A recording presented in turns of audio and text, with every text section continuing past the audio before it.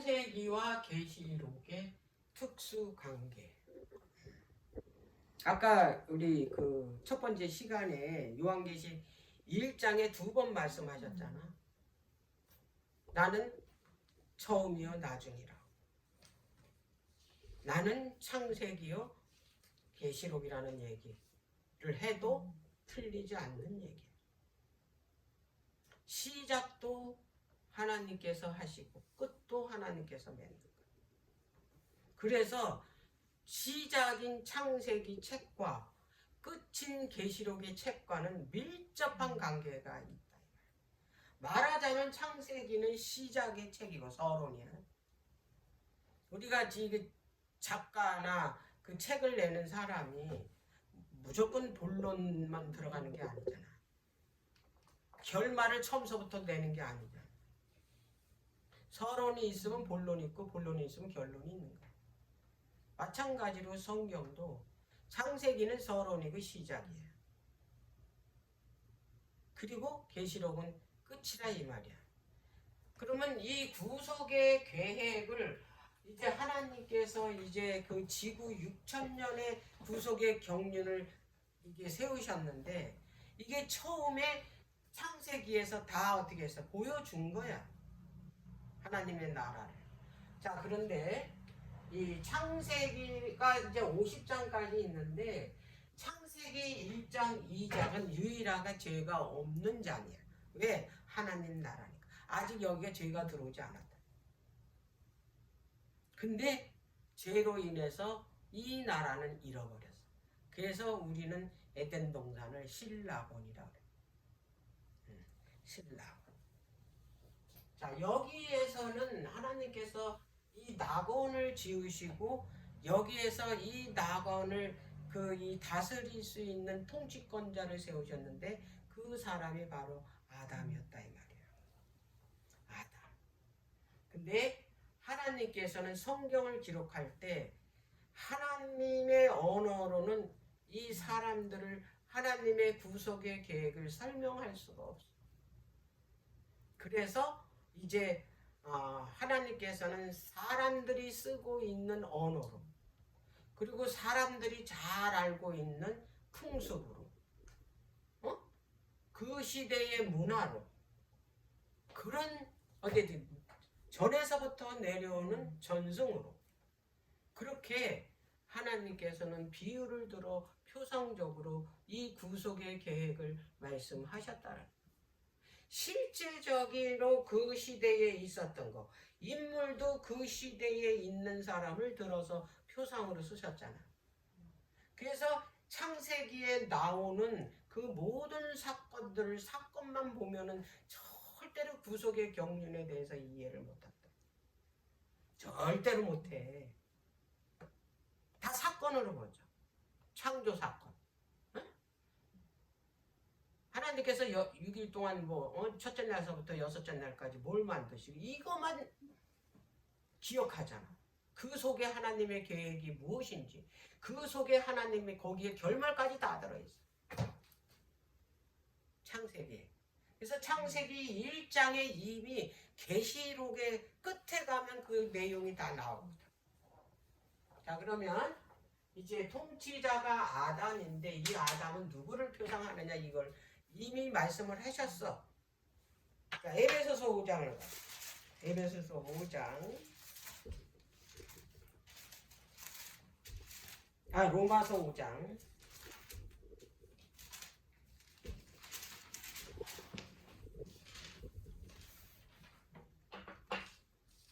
(5장 14절) 5장 14절의 마지막 후반에 아담은 51장에 뭐라고? 표상이래잖아. 그러면은 이 나라의 왕은 누구냐? 바로 예수 그리스도라는 거야. 그러면 이 왕국은 누구 왕국이냐? 그리스도의 왕국인 하나님의 왕국이다. 여기 하나님의 나라라는 얘기야. 근데 계시록의 끝장에 여기인데 여긴 시작이고 끝의 책은 끝에서 1장 2장이 21장 22장이잖아요. 그치? 끝책이니까. 그래서 21장, 22장은 여기는 회복된 나본이. 이거는 이제 완전히 그 잃어버린 나라를 완전히 회복시켰다 이 말. 여기에는 이제 영원히 죄가 없어. 여기서는 뭐예요? 영원히 살 수 있는, 영생할 수 있는 그런 나본인데. 여기 통치자가 누구예요? 그리스도자. 여긴 표상이고 아담은 계시록의 끝에서 보니까 하나님 새 나라가 완성된 그 나라에 가보니까 그 왕이 누구예요? 그리스도라는 거 나오잖아. 죄 없는 세상 잃어버렸고 죄로 여기는 그 죄를 죄값을 그리스도가 치르심으로 인해서 나본을 하나님 나라를 회복시킨 회복된 하나님의 나라. 자 3장에 가서 얼마 가지도 못해가지고 어떻게 됐어? 죄가 들어왔어. 하나님께서 동산 중앙에 선악과와 생명과를 두시고 다른 가실은 다 먹되 선악과는 먹지 말아라. 선과 악을 아는 이 열매를 먹으면 너는 죽는다. 정령. 그렇게 이제 하나님께서 법을 두셨거든. 근데 사단이 와서 그들을 먼저 여자를 꼬여가지고 따먹게 하고 그 여자를 통해서 이제 남편에게 이거 가서 먹이게 해가지고 결국에는 어떻게 했냐면 죄가 들어오게 해서 사망이 들어오게 된 거예요. 죄가 들어왔어. 죄가 시작이 됐다 이 말이에요. 이렇게 해서 죄가 시작이 된 거예요. 죄를 짓게 되면 죄가 들어오게 되면 나라는 어떻게 되는 거예요? 그 땅에는 하나님이 계시지를 않는 거예요. 죄 있는 사람은 하나님 앞에 가면 죽어. 이사야 59장 2절에 내가 너희들과 분리된 거는 죄 때문이라 하죠. 죄가 너와 나 사이를 분리했다 그랬잖아. 갈라놨다. 이 나라에 하나님 나라에 죄가 들어왔고 이 죄로 인해서 모든 사람이 다 사망에 처하게 된 거예요.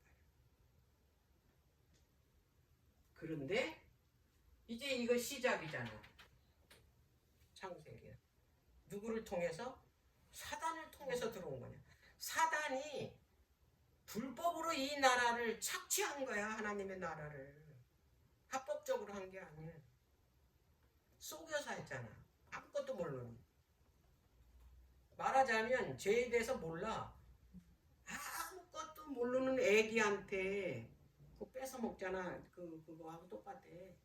아무것도 모르는 이 아담 하와에게 속여가지고 그걸 먹게 해서 죽게 한 거 아니야. 그리고 나라를 뺏어버린 거 아니야. 그래서 그 장본인이 20장에 가면 무적행위에 들어가죠. 그리고 20장 끝에 가면 영원한 불못에 들어가. 이왕불에. 죄가 끝나는. 어디에서? 20장에서. 3장에선 죄가 시작됐고 20장에선 죄가 끝났다. 그래서 20장의 내용을 우리가 훤히 그려야 되고 3장의 내용을 우리가 이게 알아야지만이 요거 설명할 때 어떻게 덧붙여서 설명하죠. 네 번째 장인 4장에 가면 이제 하나님께서 이들을 에덴 동산에서 하나님 나라에서 살 수가 없으니까 내보냈잖아. 내보낼 때 그냥 내보낸 게 아니고 그들에게 성소 제도를 이제 가르쳐 주시고 제일 첫 번째는 희생 제물을 드림으로 인해서 이제 죄가 사함을 얻는 구원을 용서받을 수 있는 그런 제도를 가르쳐 준 게 그게 창세기 3장 21절에 그 아담과 하와에게 뭐를 입혀줬냐? 가죽옷을 입혀준 거야. 근데 그 가죽은 어떤 짐승이 죽어야지만 나오는 옷이야. 그래서 가죽옷은 뭐를 표상하냐면 십자가를 상징하는데 십자가에서 예수님이 죽으심으로 인해서 그가 가지고 있는 영원히 살 수 있는 그 그리스도의 의를 입혀줌으로 인해서 구원을 얻게 된 거죠. 그 우리 아담과 하와에게 이 가죽옷이라는 표상적인 옷을 실제적으로 입혀준 거야. 창세기 3장 20에 살 수 있는. 그래서 그 4장에 넘어가니까 아벨이 뭐하는 모습이 보이냐면 어린 양을 잡아서 번제를 드리는 게 나오잖아. 그러면 이 가죽옷의 장본인은 양이었다는 거야. 양, 어린 양. 그러니까 어린 양은 곧 예수 그리스도를 표상하는 거고, 그 어린 양이 번제로 드려졌다는 거는 예수 그리스도가 번제로 드려지는 거야. 십자가에 죽으시는 거야, 완전히. 그러므로 인해서 우리가 그리스도의 의를 하나님께서 우리에게 주고, 그거를 우리한테 주고, 그분은 우리의 죄를 가져감으로 인해서 죄값을 그분이 치르셨다 이 말이에요. 그래서 하나님께서 가르쳐 주신 이 제사를 아벨은 순종해서 어린 양의 제사를 드려서 하나님께서 이 제사를 받았잖아. 근데 가인은 자기가 농사 지은 가장 좋은 곡식을 드렸다 이 말이야. 그래서 하나님께서 이 제사는 받지 않았다 이 말이야. 왜? 이건 하나님의 말씀이 아니야. 하나님께서 이 제사를 드리려는 게 아니고, 이 제사는 드려봐야 여기에는 사함이 없어. 이게 피가 없는 제사는 사함이 없다 이 말이야. 피 흘림이 없어. 왜? 죽음으로 인해서 죄값을 치르는 거고, 이건 예수님이 죽으셔서 뭐하냐면 죄값을 치르는 거고, 죄값으로 그 인류가 다 사망에 처한 거 아니야. 죄 안 졌으면 영원히 사는 거야.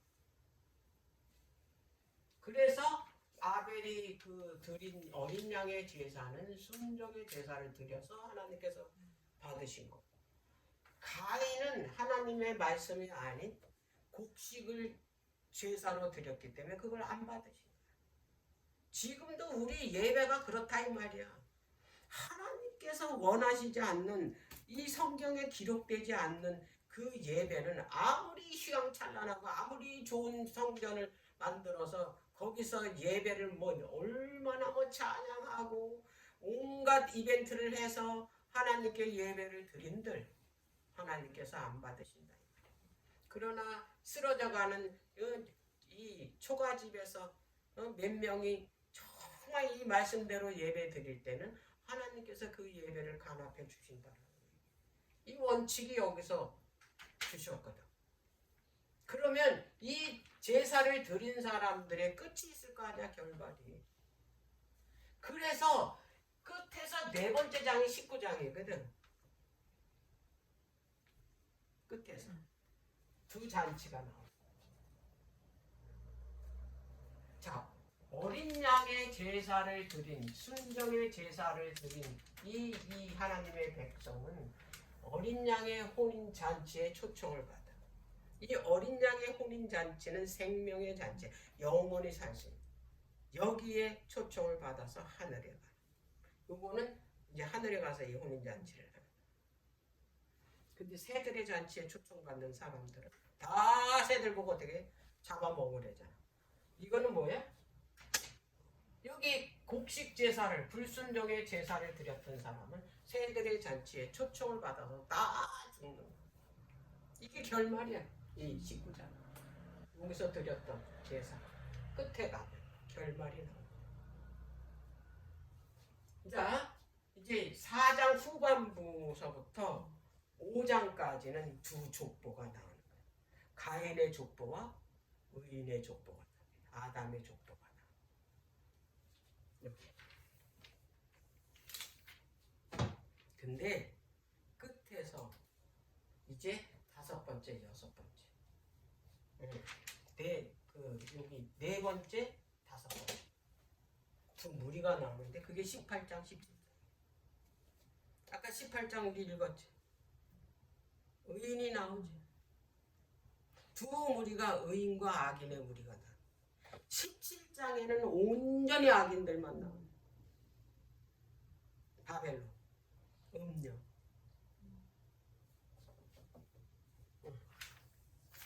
왜 이렇게 구성돼서 쓰셨는지 우리가 이해를 한다. 6장 7장 드디어 악이 세상에 꽉 찼어.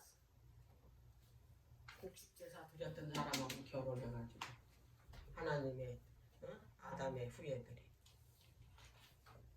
온 세상에 우상으로 갔다. 하나님이 이제 이 세상을 도저히 둘 수가 없어서 심판을 하시는데 노아 식구 8명만 빼고 다 물로 다 심판을 하시. 그게 뭐냐면 노아 홍수야. 그게 6장 7장에 기록이 돼서 홍수. 끝에서 이 16장 15장 6장 7장 끝에서 16장 15장이야. 15장은 7장이 내린다라는 내용이 나오고 여기도 마찬가지야. 6장에 그리고 7장에서 홍수가 쏟아지잖아. 15장에서 그 7장을 이제 쏟는 내용이 나오고 16장에는 7장에 대해서 심판하죠. 그리고 예수님 재림하시죠. 요렇게 기록이 돼 있다. 그래서 요 내용을 내가 머릿속에 다 어떻게 해야 돼? 여기다가 다 기록을 해야 돼. 숙지를 해놔야 돼. 설명할 때 이렇게 덧붙여야 되니까. 이렇게 하면 모르니까 사람들. 그리고 계시록. 창세기와 계시록에 이제 왜 이런 이 관계인지 이제 정확하게 알게 돼.